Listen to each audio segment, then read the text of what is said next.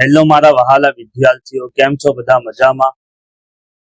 અગાઉના વિડીયોમાં આપણે દાખલા નંબર 9 શીખી ગયા હતા. આજે આપણે દાખલા નંબર 10 અને 11 ની શરૂઆત કરીશું. ખૂબ જ આઈએમપી સમ છે, બંને એક્ઝામમાં પૂછાય પણ છે.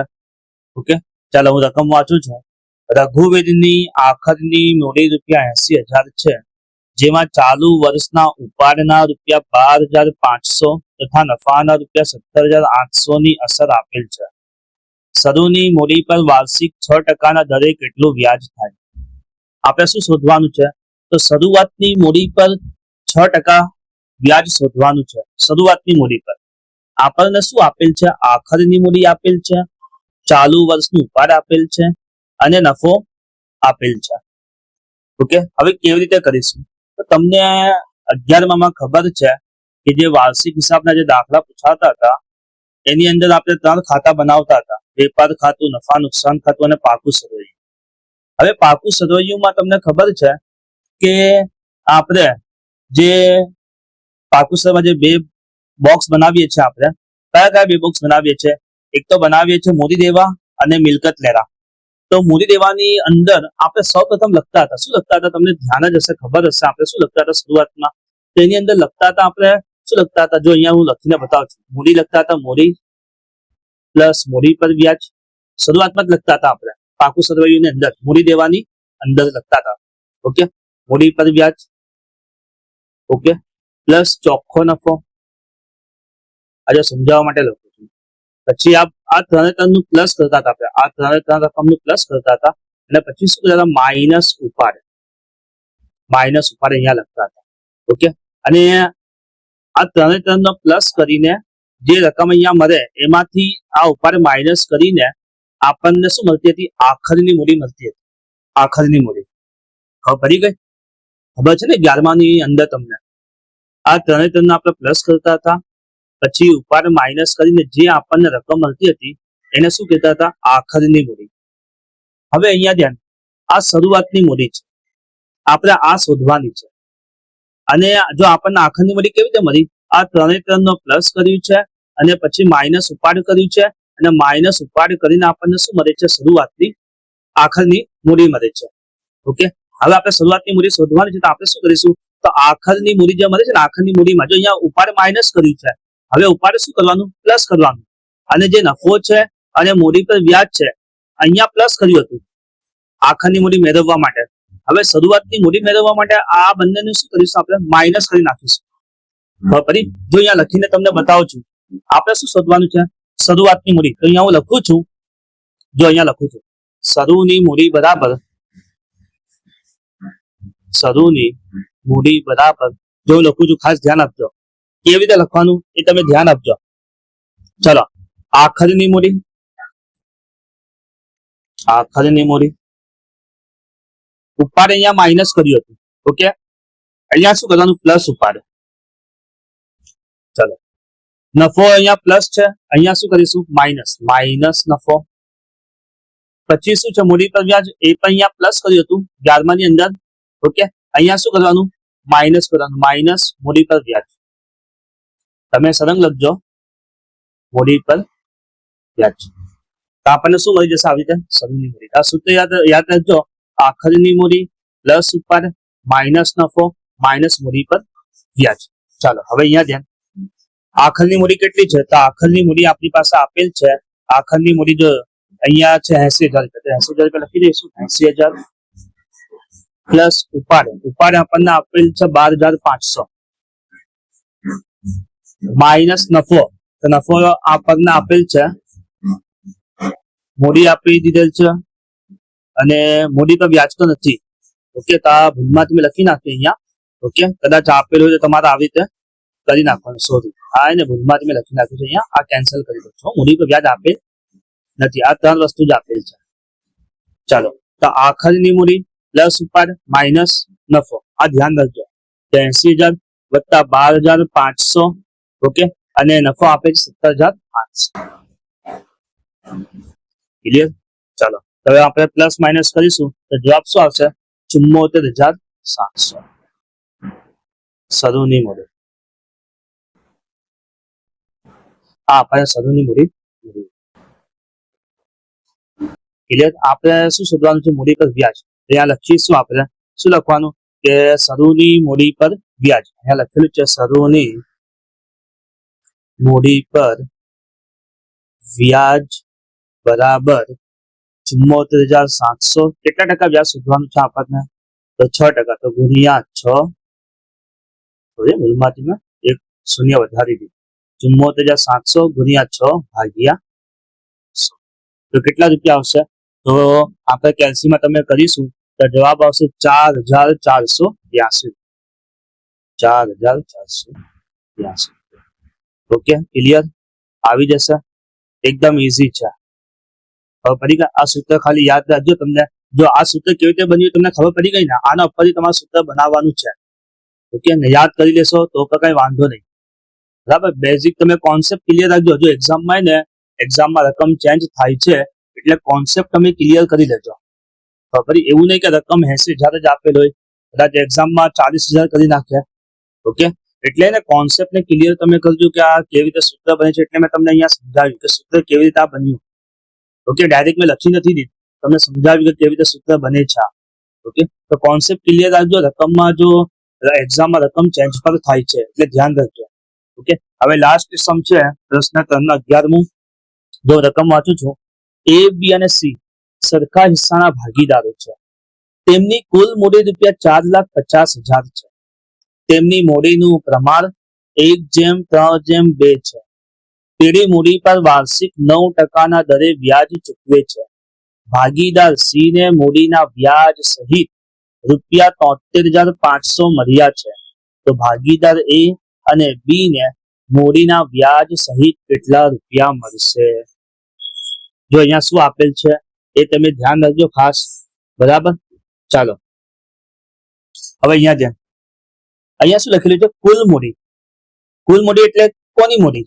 તો કુલ મૂડી એટલે એ, બી અને સી ની કુલ મૂડી ટોટલ જે આપેલ છે 4,50,000. આ 4,50,000 એ, બી અને સી ત્રણ ભાગીદારોની મૂડી છે. અને મૂડીનું પ્રમાણ પર આપેલ છે 1:3:2. અને મૂડી પર વાર્ષિક 9% વ્યાજ આપવાનું છે. પેઢી દર વર્ષે 9% વ્યાજ ચૂકવે છે ભાગીદારોને. ભાગીદાર સી ને મૂડીના વ્યાજ સહિત, જો શબ્દ સમજજો તમે, વ્યાજ સહિત 73,500 મળ્યા છે. હવે જો તમને આમ કહી દે ને કે મૂડીના વ્યાજ સહિત, તો આની અંદર બે વસ્તુ આવે. આની અંદર બે વસ્તુ આવે. એક તો નફો પણ આવી જાય અને મૂડીનું વ્યાજ બંને આવી જાય. ખબર પડી ગઈ તમને? ધ્યાન રાખજો. જ્યારે પણ તમને એમ કે મૂડીના વ્યાજ સહિત, તો અહીંયા લખીને સમજાવ છો, રફ છે સમજાવવા માટે. મૂડીના વ્યાજ સહિત તમને કહી દે, ઓકે, તો એની અંદર બે વસ્તુ આવી જાય. નફો પણ આવી જાય પ્લસ વ્યાજ પણ આવી જાય. બંને વસ્તુ આવી જાય. મૂડીના વ્યાજ સહિત નો મતલબ શું થાય? નફો પ્લસ વ્યાજ. કયું વ્યાજ? મૂડી પર વ્યાજ. ચાલો હવે આપણે શોધવાનું છે કે એ અને બી ને મૂડીના વ્યાજ સહિત કેટલા રૂપિયા મળે. બરાબર? સી ને તો મળી ગયા 73,500. એ અને બી ને કેટલા મળશે? ચાલો હવે આપણે લખવાની શરૂઆત કરીએ. હું અહીંયા લખું છું વિગત. બોક્સ મેં પહેલાથી બનાવીને તૈયાર જ રાખ્યા છે. અહીંયા લખીશું આપણે ભાગીદારોના નામ એ, બી અને સી. સૌ પ્રથમ દરેક ભાગીદાર કેટલા રૂપિયા મૂડી લાવ્યા હતા એ શોધી નાખીએ. ચાલો તો આપણે મૂડી શોધી નાખીએ. મૂડીનું પ્રમાણ પર આપેલ છે. કેટલા રૂપિયા આપેલ છે? 1:3:2. અહીંયા લખી દઉં છું 1:3:2. ક્લિયર? 4,50,000 છે. ચાલો પેલા એ ની શોધી નાખીએ. તો તમે કેલ્સીમાં કરશો ને 4,50,000 ગુણ્યા 1 ભાગ્યા 6 તે કેટલા રૂપિયા આવશે? 75,000 રૂપિયા. એટલે એની મૂડી કેટલી છે? 75,000 રૂપિયા. એવી જ રીતે તમે બી ની કરશો તો કેટલા રૂપિયા આવશે? 2,25,000 રૂપિયા. એવી જ રીતે તમે સી ની કરશો તો શું જવાબ આવશે? 1,50,000 રૂપિયા. જો આવી રીતે મૂડી લાવે છે ત્યારે ભાગીદાર. ઓકે, એ લાવે છે 75,000, બી લાવે છે 2,25,000 અને સી લાવે છે 1,50,000. આ ત્રણનું પ્લસ કરશો એટલે જવાબ આવશે 4,50,000. ચાલો હવે અહીંયા ધ્યાન. હવે મૂડી પર પેઢી વ્યાજ કેટલા રૂપિયા આપે છે? 9% આપે છે. તો મૂડીનું વ્યાજ શોધી નાખીએ. તો મૂડી પર 9% લેખે વ્યાજ. ચાલો હવે 75,000 ના 9% કરો તો જવાબ શું આવશે? 6,750. પછી 2,25,000 ના 9% કરો તો શું જવાબ આવશે? 20,250.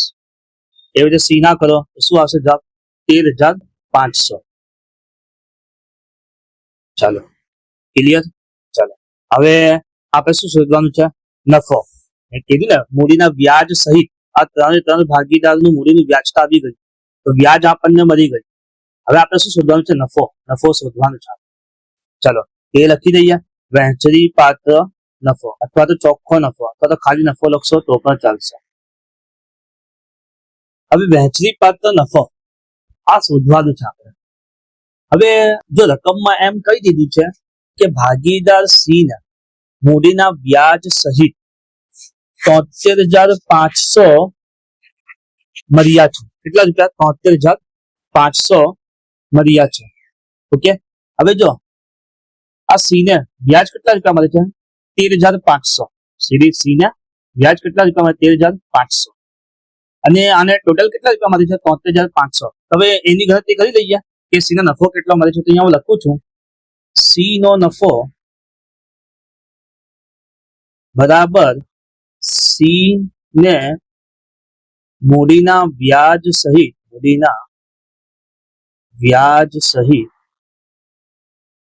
મળતી રકમ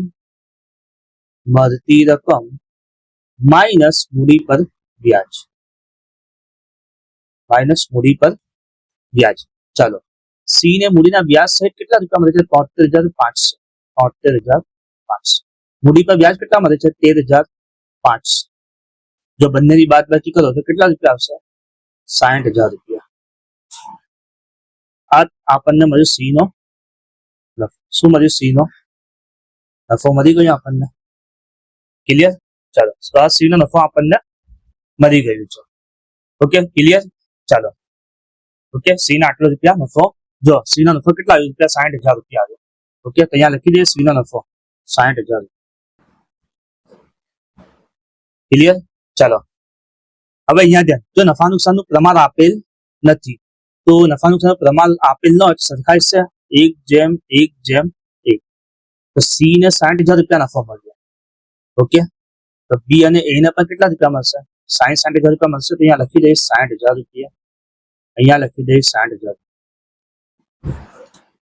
ક્લિયર? ચાલો, હવે બંનેનો પ્લસ કરો તો આને મળશે 60,750.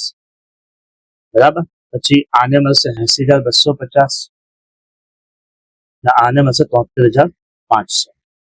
અહીંયા લખી દઈશું આપણે મૂડીના વ્યાજ સહિત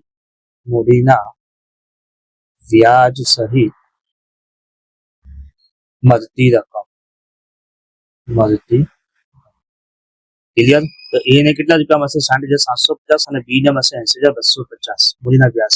ઓકે, તો અહીંયા આપણું ચેપ્ટર પર ખતમ કરીએ છીએ, આપણે ફિનિશ કરીએ છીએ. ઓકે, ચાલો, હવે નેક્સ્ટ વિડીયોમાં આપણે બીજો ચેપ્ટર જોઈશું. જો એક્ઝામની અંદર ને આ 11 માંથી દાખલા જ પૂછાય છે એક્ઝામની અંદર, એટલે હું આગળના દાખલા ગણાવતો નથી. જો તમારે શીખવાના હોય તો તમે જે ટ્યુશન ક્લાસમાં જાઓ છો અથવા સ્કૂલમાં જાઓ તમે ત્યાંથી શીખી લેજો. પરંતુ જો 11 દાખલામાંથી જ એક્ઝામની અંદર પૂછાય છે દાખલા, ઓકે, તો હું 11 દાખલા હું ગણાવું છું. નેક્સ્ટ વિડીયોમાં આપણે બીજા કોઈ નયા ચેપ્ટર સાથે આપણે મળીશું. ઓકે, ત્યાં સુધી તમે તમારું ધ્યાન રાખજો. Okay, thank you. Okay, C ના આટલો રૂપિયા નફો. જો સી નો નફો કેટલા આવ્યો? રૂપિયા 60,000 રૂપિયા આવ્યો. ઓકે, તો અહીંયા લખી દઈએ સી નો નફો 60,000. ક્લિયર? ચાલો, હવે અહીંયા ધ્યાન, જો નફા નુકસાનનું પ્રમાણ આપેલ નથી તો નફા નુકસાનનું પ્રમાણ આપેલ ન સરખાઈ છે 1:1:1. તો સી ને 60,000 રૂપિયા નફો મળ્યો. ઓકે, તો બી અને એ ને પણ કેટલા રૂપિયા મળશે? 60,000 રૂપિયા મળશે. તો અહીંયા લખી દઈએ 60,000 રૂપિયા. અહીંયા લખી દઈએ 60,000. ક્લિયર? ચાલો, હવે બંનેનો પ્લસ કરો તો આને મળશે 60,750. બરાબર. પછી આને મળશે 80,250 અને આને મળશે 73,500. અહીંયા લખી દઈશું આપણે મૂડીના વ્યાજ સહિત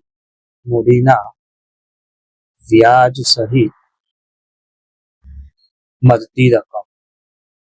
મળતી ક્લિયર. તો એ ને કેટલા રૂપિયા મળશે? 60,750 અને બી ને મળશે 80,250 મૂડીના વ્યાજ. ઓકે, તો અહીંયા